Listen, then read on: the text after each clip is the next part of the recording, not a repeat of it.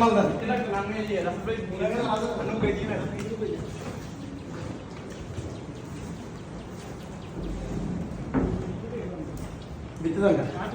আমাদের রাস্তায়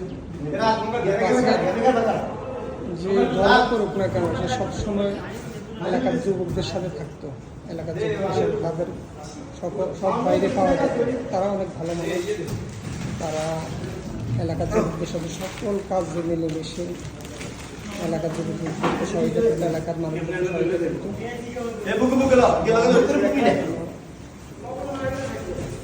এখন এই কাজেও সে আমি দেখছি আরো অনেকগুলো কাজেও সে সহযোগিতা